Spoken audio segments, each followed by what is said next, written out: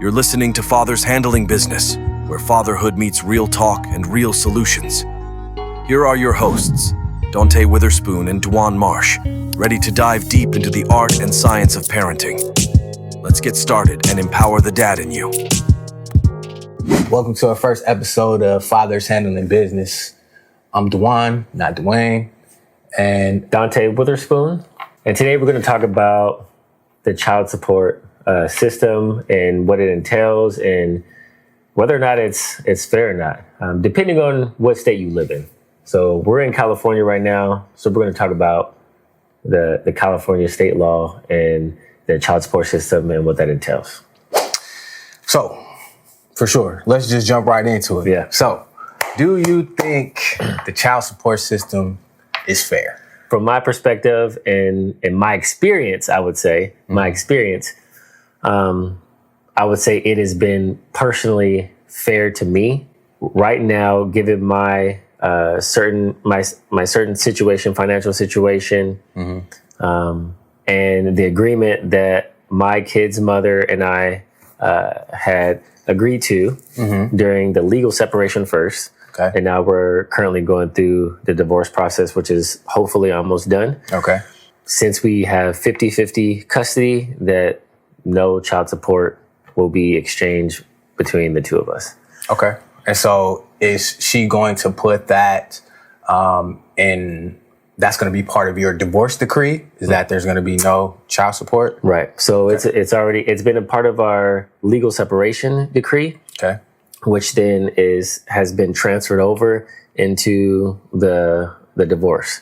Okay. And so, and it's crazy the way she did it. I know why she did it that way. And she's the one that initiated this because she makes more money. And so yes. The plot thickens. Yes, the plot thickens. I could have asked for more. Okay. But I chose not to. So wait, you could have asked for the child support. Yes. But you chose not to. Correct. So you could have asked for the child support, but you didn't ask for the child support. Okay, yeah. So this is quite a different situation than most people. Most people. Okay. I would say that most people in your typical relationship, there would be the woman asking the man for child support. Correct. For however much amount of money, depending on the income. And I've talked to countless fathers who are in that particular situation. Right. And so is it fair?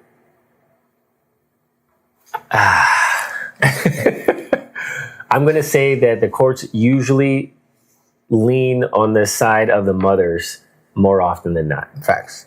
I'm going to say that based on the stories that I've heard, but like countless stories, I'm going to say that the courts typically lean on the mother's side. Now, is it because the mothers have more custody? I don't know. So let's even dial it back even more before we go forward.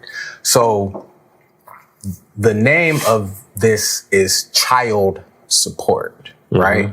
So what does that even mean? So does that mean that I'm supporting the child, or am I supporting the mother to take care of the child? What does that mean? So in my eyes, from my perspective, it is monies that are used to support the child and the child only. So, okay. So does that include, so what does that include? Like what are we saying? Like, are we saying that in order for the mother to take care of the child, she has to be living a certain way to take care of the child? Or are we saying that all the money that we're giving to the mother should be going to the child, meaning like his clothes, his food? Right. So the court would say it depends on what type of job and income the mother has. If the mother has an income and a job, right? Okay. So let's say the mother has an income, she has a job, and also dependent on the percentage amount of custody that each parent has. Let's just say the wife got full custody. right? Okay. Or the mother has full custody, and then because this is more of a typical situation where the mother usually has full custody, Right. and then the father has like weekends, you know what I'm saying, summer times, Right. He has like partial custody. Right. So in those type of situations, the child support is going to what? Is going to making sure the mother can take care of the child, whether she's working or not, or does it go to taking care of the child? I think it's going to go towards both. And but it also depends on if the mom has a job or not also. Okay. So there's going to be cost of living in taking care of a child, just in general. So if you guys out there have children, you already know what it's like, how much it costs to take care of a kid, not even in sports, just a kid that just, goes to school and that's it. Like, so it costs a lot. Right. And so these are facts. If a mother has full custody and she's taking on the brunt of all those responsibilities, we're talking about food, clothes, all those things, then yeah, I believe that mother deserves, support in that way to take care of the child. So like a place to live now. So should the child support go towards paying rent? I would say a certain percentage. A certain percentage of the child support should go to paying rent. So that means a certain percentage of child support should go to paying rent, clothes, food, all that kind of stuff. So yes. At what point is it the mother's responsibility to take care of these things? See, and that's why I think I think this is where the courts need to do a better job. So they need to account for what that mother's income is, the amount of time, even if you say, okay, the mother has full custody, but the father has like summers and weekends, like that accounts for some type of percentage. So the courts need to figure out what that percentage is and then base how much income will be given to that mother based on, what percentage she has them, based on what percentage the father has them. That's what I believe. Right. But normally that is not the case. That's not what my experience was, right. Or a lot of people who I know is experienced. They basically base it off of the father's income. I know that a lot of it is based off the father's income, right. But they just base it off a percentage of the father's income. Like, you owe this much because you make this much, so we're taking 50% or 40% or whatever percentage each state has. Not accounting for anything else. Not accounting for anything else. They're just giving it to the other party, right. to the custodial parent, right? So the non-custodial parent usually gets the shaft in that case. So they're stuck with half of their income trying to take care of two households, right? And so, that's been a bane of a lot of people's existence, and then, so even when you have the court mandated child support, right? So that they don't take into account the other stuff that the father pays for, right? Right. So I'll give you for instance, this happened to a homeboy, this happened to me, right? So I didn't get on child support with my oldest son until he was 6 years old, okay? And so from 0 to 6, it wasn't like I wasn't taking care of him. It wasn't like I wasn't spending money on him. It wasn't like he didn't get clothes, shoes, diapers, et cetera. But they don't take that into account, or at least they didn't take that into account. I don't know, right now. And so they just added up however much I was making when he was 6. Now, mind you, when he was 1 to 6, I was making less than when I was making that 6, when he was 6, right? So they just took whatever I was making at that point and said, okay, this is what it adds up to be over 6 years. So you owe this much in back child support. Right. So even after he was 18, after he was already living with me full time, I was still paying back child support from those first 6 years, which was like $30,000 or something, something crazy, you know what I'm saying? To where it was spread out over, and I was only paying like $50 a month because I still had to pay the actual child support, which was, taking a large sum of my money, you know what I'm saying? So not to mention that I got other kids, other households, other things to take care of, you know what I'm saying? So, these type of situations are very, very, they put the father in a precarious situation. Right. Because not only are you paying all this child support, but you still want to do things for the child. Like when it's his birthday, you still want to give him things. You still want to take him places. You still want to be a father. Exactly. But it puts a lot of, I was definitely blessed, to be able to still take care of my kids and still have fun with them and et cetera, et cetera. But there's a lot of fathers out there who are unable to do both, right? They're unable to pay this high child support and still have fun and take their kids out and, still like buy them Jordans and clothes and et cetera, et cetera. So can you speak to, how, what can be changed in that? Right. So this is where, there's a huge gray area and in the justice system. And this is where they need to get it right. and honestly, it's going to take someone like a judge to go through, something that we're going through. Right. Experience for them to want to do something about it. Right.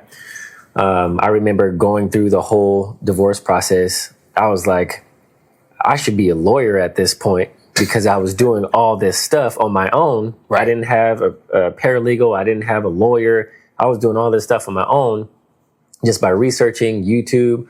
And I was like, I need to go. I know that I'm not the only one. I should go help other fathers. The same thing goes with this whole child support thing. It's like there has to be a judge out there somewhere who has gone through exactly what you've gone through as far as child support is concerned. Back child support, like I've heard a ton of stories like that too. And a lot of it, and it's very rare that you'll get this, but at what point does your kid's mother say like, no, he's been here, he's been putting forth, and at what point does that? I mean, I waited, all the years, you know what I'm saying? I asked, hey, can you, I'm doing this and I'm doing that, can you just go up to the office and take the back support off? Like I asked that, oh yeah, I'm gonna do it. But they actually have to go up there and do it. And shout out to one of my homeboys.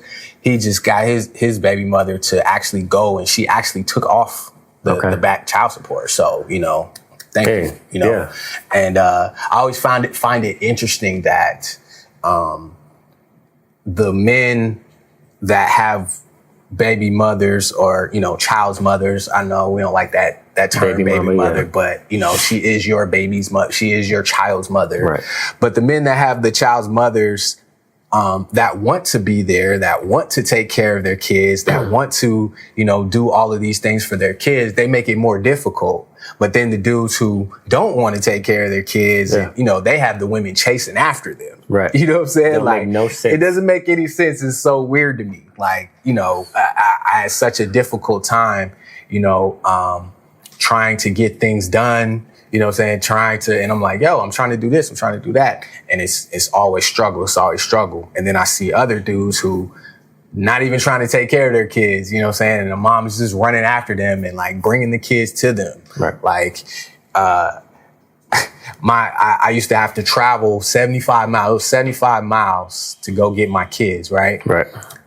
Their mother never met me halfway, never offered to meet me halfway, didn't pay for my gas, nothing like that. You know what I'm saying? And it's like, okay, cool. I'll do that for my kids. But it's like, that doesn't go into account when it comes to taking care of your kids, right? Like that doesn't show up in the court docs saying, okay, like, he's spending, $50 of gas a day, you know what I'm saying, going 75 miles there, 75 miles back, then taking them back the same day. That's 300 miles in one day, bro. Right. That's 300 miles in one day. And that's just one day out the week.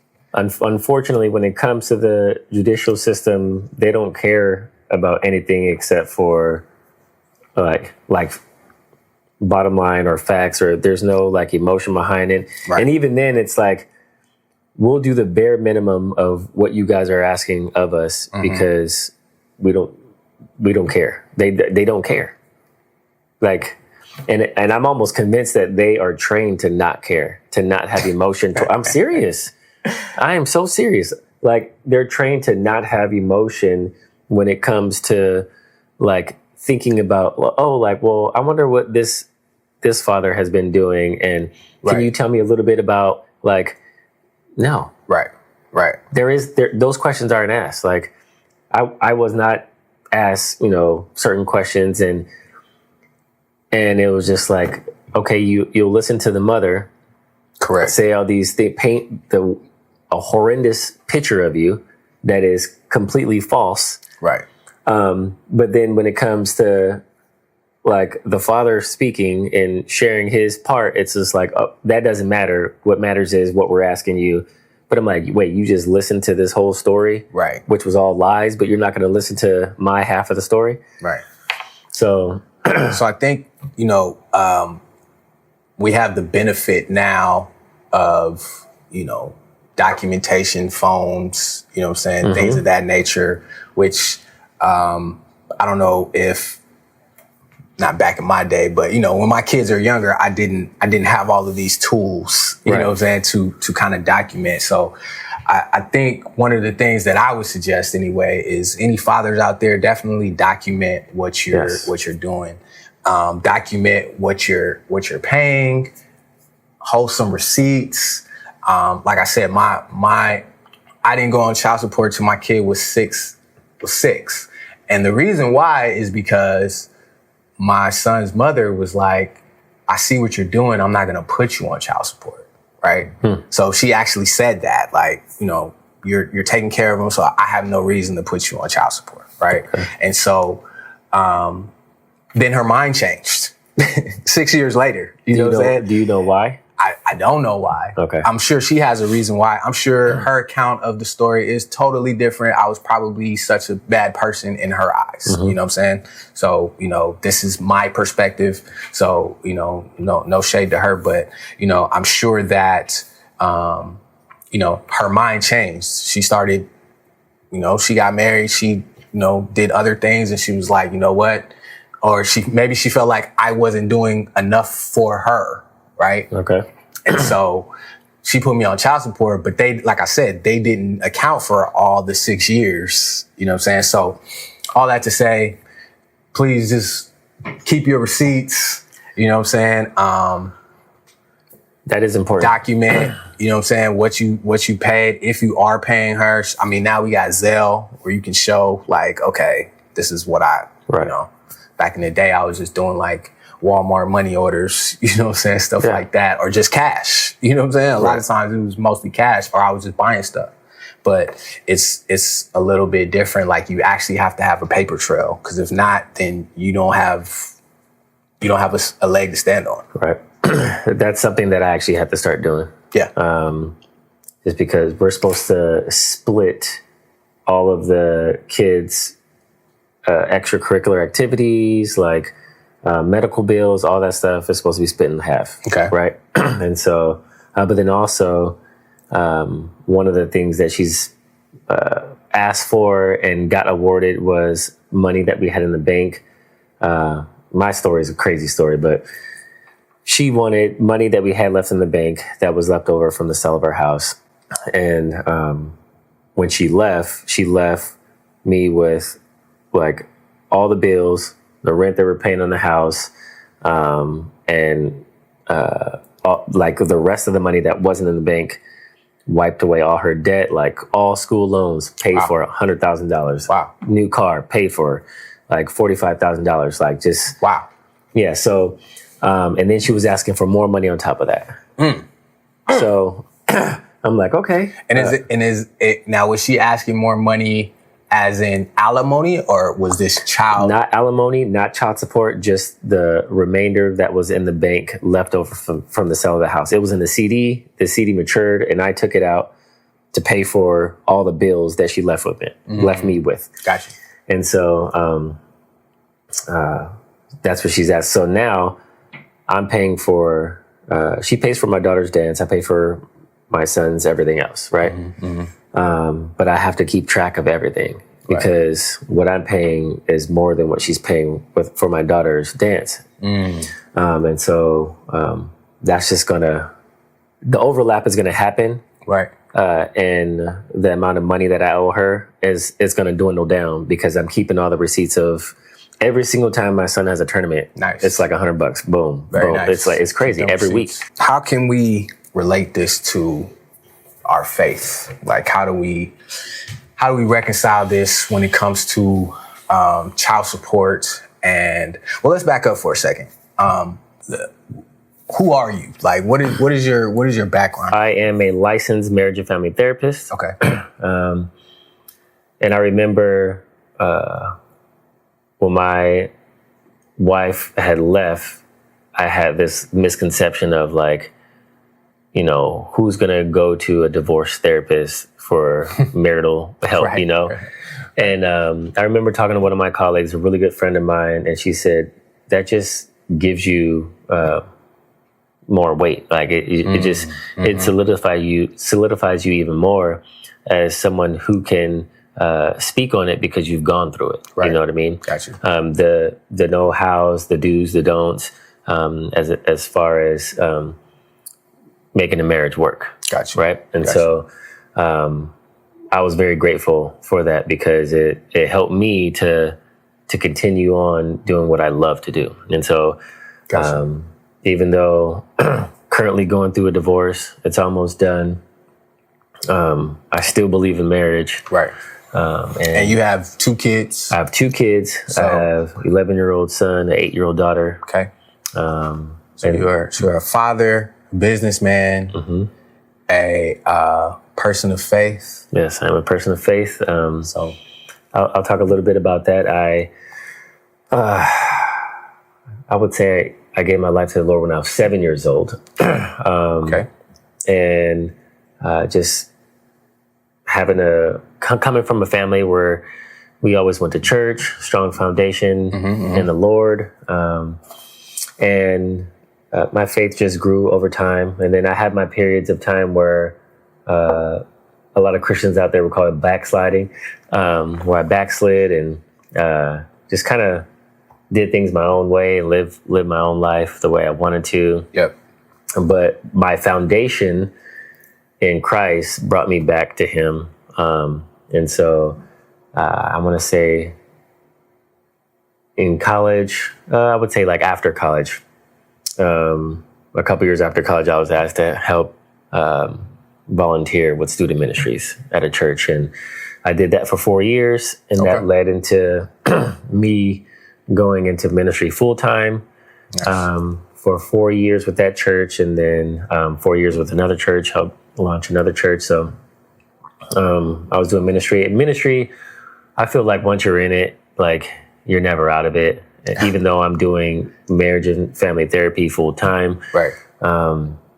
You know, I still have a group of men that meet once a week, midweek at my house, and we fellowship and we share our unique stories that God has given us, because we all have a unique story that God has given us to share, so that we can learn and grow from each other. And I firmly believe in that. And that is my ministry right now. Gotcha. That and my first ministry will always be my family. So definitely my kids.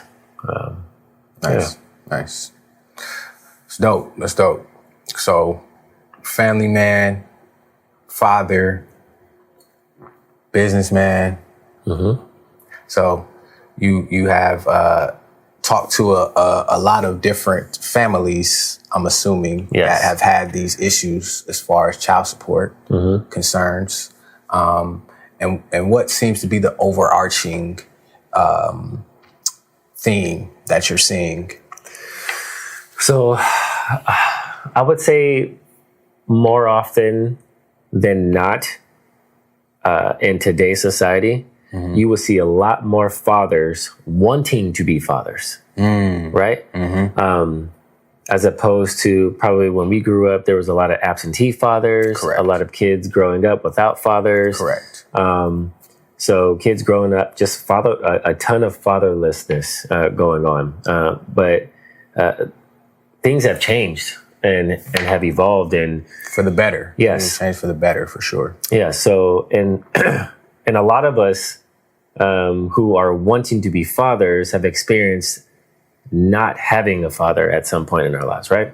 Correct. And so we want to correct that and make a change for the better for ourselves and for our kids, but also for the future, so that they know how to be a dad and what it takes to be a dad. And so because there are a lot of men wanting to be fathers, wanting to be a part of their kids' lives, you will have the mothers who, like you just mentioned, who once back in the day would be chasing after the fathers who didn't want to be a part of their kids' lives. Right. They are now seeing like, oh, like, well, I can have, my kids can have a father and I can have all these things and not be with their father. So it's like almost like, oh, I could have my cake and eat it too. And so their mindset is like, So you're saying the women are saying that they don't necessarily want to be with the father, but they want fathers for their kids. So they're doing a lot more of the leaving. Is that what you're saying? Or is that what you're seeing? I don't know. I mean, it could be like, there were some like comments that were made before, at the time my wife had left, that she mentioned months prior to. Just to be clear, your wife left you, not the other way around, correct? Correct. Okay. Go ahead. Correct. Yes. And so there were some things that she mentioned. I'm just like, I kind of brushed it off because I'm like, I don't know what she's talking about. But in the beginning, like, and I think it was twofold for me personally. Twofold. Like in the very beginning when she left, like I still wanted to be with her. I still wanted to make things work. Okay. I was trying to figure things out. Okay. And over time, I realized like, oh, she has no intention, zero intention of getting back. Okay. And so I had to protect my heart. I had to protect myself. Okay. Sorry if you guys hear that noise. I just. I think you'll be all right. Yeah. You'll be all right. I had to protect my own heart and let her go. Right. So I let her go, but I was not letting my kids go. Correct. Right. And so she knew that. And there were in the beginning, there were huge points and times where she would take advantage of that. So like she wouldn't go out and do her thing. I'm like, do not leave my kids with anybody. You tell me, like, I don't have anything going on. I want to be with the kids. Like, I was devastated not being with my kids every single day. It was like, it's tough. I was depressed. It was very, very, very bad. And I know that it was hard for them too, right? Having to be shuffled back and forth to different homes, the embarrassment. I know that there were times where they were embarrassed that their parents weren't together. Right. Like they had a group of friends that they grew up with and their parents were together, and it didn't feel good. And I knew that because I went through the same thing as a kid. Right. Okay. And so, and I even mentioned this to her when she was saying that she was leaving. I'm like, yo, like, what about the kids? And she, in her exact words, verbatim, they'll be fine. Kids are resilient. And I'm just like, you don't know what it's like. Like, she never had her dad there. Her dad left when she was, months old, right? Okay. And so she never knew what it was like going back and forth. Right. Knowing that you had a dad and you can see them and you can see him and have a relationship with them, like there was never that for her. Okay. And all she knew was just being with her mom.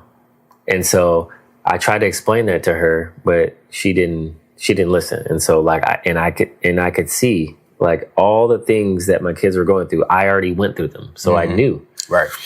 But they don't want to hear that. Like they want to do what they want. So in your opinion, in your professional opinion, when you're speaking with couples, marriage, that kind of stuff, are you seeing where women are not valuing the men in the child's life?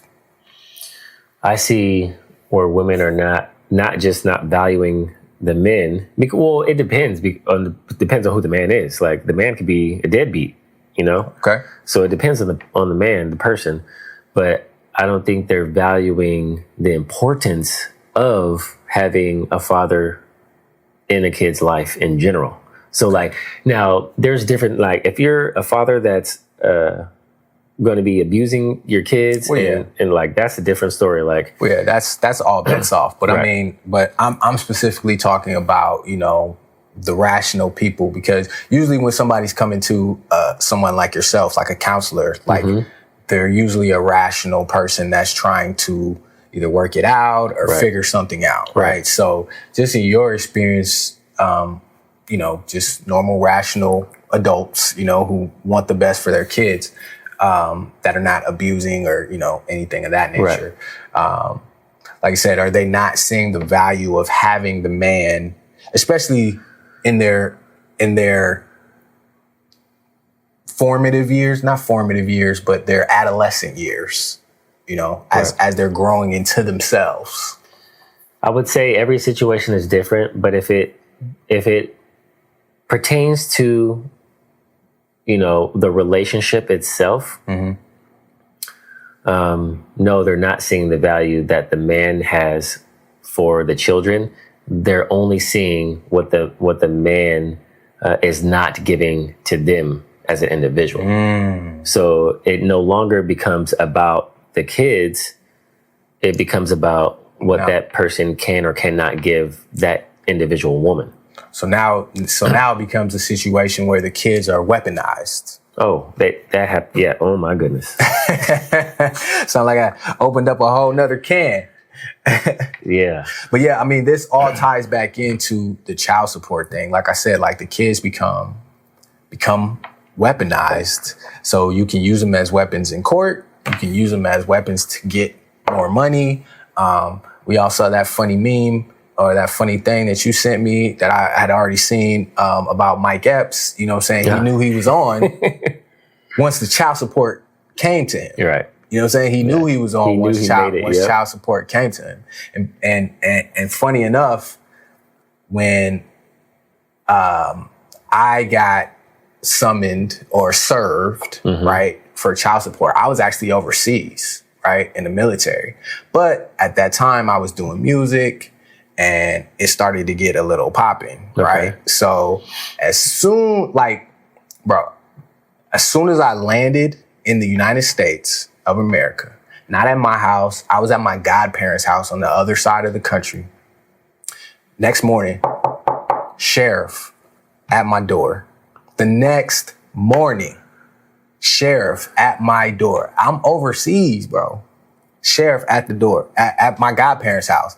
They're like, Dwyan, there's somebody here for you. I'm like, what's going on? Boom, served me my child support. Like, oh yeah, now you popping, now you making some money. Oh yeah, here you are.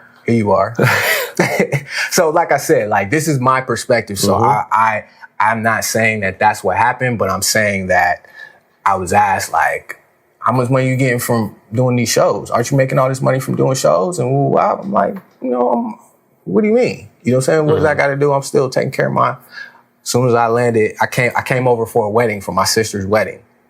Came back overseas as soon as I touched on U.S. soil. So they knew, like, where you were going to be and all that. Oh yeah, I mean, I had a passport, so you know what I'm saying. As soon as you swipe the passport, and if they're looking for you, you know what I'm saying, they can't get me obviously if I'm overseas. Right. But as soon as I swiped the passport, they knew where I was, obviously. And when you're in the military, you have to tell them where you're going. You have to give them orders, right? So. Like I said, I went to my sister's wedding in Virginia. And so, like I said, that wasn't my home. That wasn't my home of record. I was at my godparents' house in Virginia, bro. and yeah, they came. Sheriff came and served me with child support. But like I said, like Mike Epps, same thing. You know, as soon as he was on, you know what I'm saying, they came, like I said, she wanted a raise. Right. You know what I'm saying? And so now it becomes, okay, now you want a more percentage of what I'm making. Right. Not necessarily to take care of the kids, but because you are seeing that, okay, I'm doing better, so now you need to be doing better. So I'm gonna talk on that. Okay, so like I said before, depending on the percentage of the time you have the kids, right? I really think it's that, and like, I don't think you need to have this. So let's say you made it big in music, right? And you're making millions of dollars, but this is after you guys had already split. Correct. Right? Correct. And you've been paying child support, and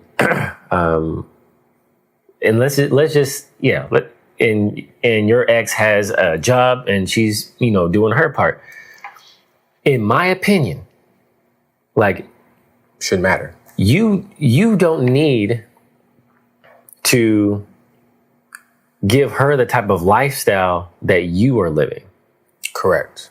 Like, as long as your kids have food in their stomach, clothes in their back, they have a roof over their head, and they're in school, and that's taken care of.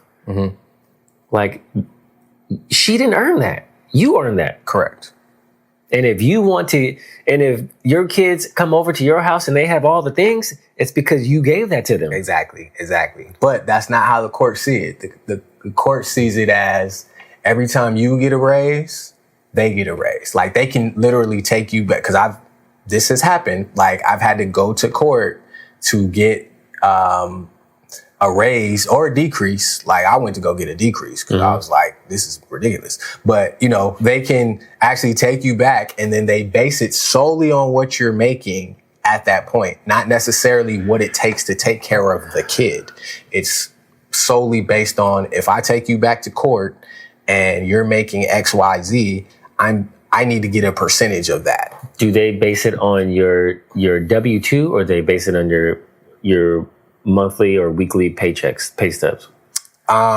Now that I don't know. I think you have to submit like 3 months of pay stubs or something like that. So I'm not sure about if it's W-2 or pay stubs. I think for me, I had to submit like pay stubs. Okay. So, and so to me, that is not correct, not right. It's 1,000%. I don't think that's right.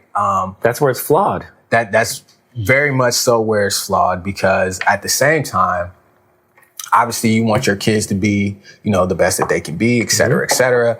But if you're doing certain things in your life to advance your life, and the mother is not doing certain things in her life to advance her life, then how is that my fault? Right. You know what I'm saying? How is that something that I should be penalized for by the mother, by the kids? If they're seeing, if I've made steps, for instance, getting married to somebody else or someone else, and now obviously 2 incomes are better than 1 income. Right. So if the mother didn't, get married or partner with somebody, we live in California. It's expensive out here. Right. And so they're struggling, but they never, made that a priority to try to, partner and, Or maybe they did and no one wanted them. Okay. Well, speaking from personal experience, my ex-wife told me, like, I'm just focusing on the kids. I don't want anybody else. I'm focusing on the kids. Right. To me, that's not a great strategy, because it costs a lot of money to live in California, and it costs a lot of money to raise kids. Yeah. Right. So, being penalized for the decisions that you're making is,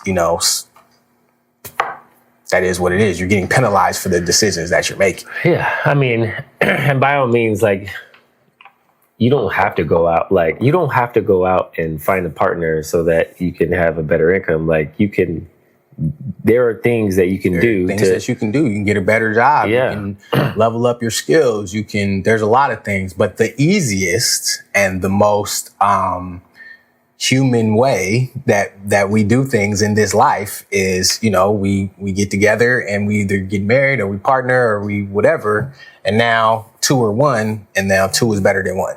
That's just basic 1 + 1 math. Yeah.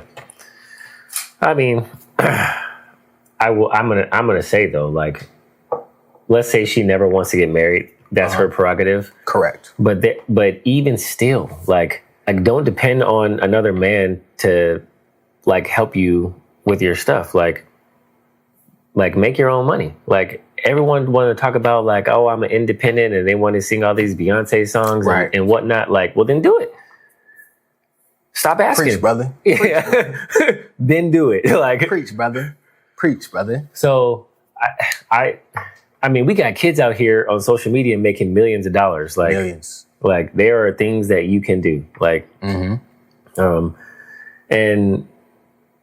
I also want to say like, and I believe you just said this, like kids should not be penalized either. So, when you're making more money and they, so-called get a raise in child support, that money needs to be going to the child, not on a Chanel bag, not on getting your nails done or your hair did. Like, so how do we reconcile that? Right. So how do we say that, it is going to the child, because she can put the child under everything, right? The child is under my roof. So anything that I do is for the child. Like that has been said before, right? But obviously we don't believe that. We don't subscribe to that. I don't subscribe to that. And it ain't true. It's just not true. It's just not true. So one of the things that I was thinking about is, giving the kid a debit card. We live in a different type of world than, like I said, my kids are grown now. So, I'm just speaking from experience, but, we live in a different type of world, like where you can actually give the money to the kid. You know what I'm saying? The kids especially after a certain age. Yeah. You know what I'm saying? Like, okay, this is your debit card, like whenever you need school clothes, whenever you need this, like she can be the trustee over that or whatever, but it's actually an account that goes towards the kid, not I'm putting it in her account. Right. You see what I'm saying? Yeah. So, that makes sense. And it also, it depends on the age of the kid. Right. Of course. And I think I was listening to one of the, but we both have businesses, right? Yeah. Okay. So when you you have a business account and then you have a personal account. Right. Correct? Yeah. Okay. So if we have a kid account and we have your personal account, you have to be accountable. You have to be accountable for your business account, right? After every year. Okay. Why can't we do the same thing to where if I'm putting money into the kid account, you can use it for whatever you need to use it for the kid. For the kids. But you need to be accountable for that, right? So we're not talking about a new Chanel bag. We're not talking about a new bed, which has happened. We're not talking about, just your personal things, but whatever expenses that are for the kid, you use that. It's all itemized. It's all itemized. Right. So it's like, if you ever get audited, let's say, if I want to take a look at it and be like, hey, where's my money going? Right. Okay, cool. All right, cool. You needed new shoes, you needed this, you needed that. Okay, cool. You know what I'm saying? Like, I don't got no problem with that. But, we all know that it doesn't take the amount of money that they're asking for in a lot of cases to take care of kids. You know what I'm saying? Like, it's just not true. I would like to add to that too, because, and I think it's genius. And I shout out to, Matt Barnes also said this on All the Smoke podcast with Steven Jackson. Like, he said he reached out to, I forget who it was. Remember the Rush card? The Rush, like, the Rush card. Yeah. He reached out and asked, how they could do something exactly what you're talking about. Okay. Right. I think that would work if the courts would, somehow link it to their whatever talking parents documentation thing, that app that they have, if they can link it there, it would really keep things in check with, parents and spending and what they spend it on, the money that they get from child support, what they spend it on, because the courts can see, you can go in, you can see, I can see it. So the accountability would be to a whole nother level. Right. And it's not that, and I'm not even saying that I need to know every single dollar that's spent. Like, that's not what I'm specifically saying. But just having that accountability of saying, like, you can't just go spend on whatever you want, right? You can't say, okay, well, he just paid his child support, so now I can pay this light bill. Like, no, like, this is your house. You need to pay the light bill. You need to pay the rent. You need to buy the groceries. Like this money should help with the groceries. It's obviously because the kid is eating the groceries. Like, I get that. But, like, you can't solely depend on this to, like, take care of yourself. Right. You need to be an adult and take care of yourself. And then the kid. So what the courts would argue in that situation, they would say, well, the mother has the children 90% of the time. Right, 90% of the time. Okay. And so because the mother has the children 90% of the time and you only have them 10% of the time, then, this amount of money should be,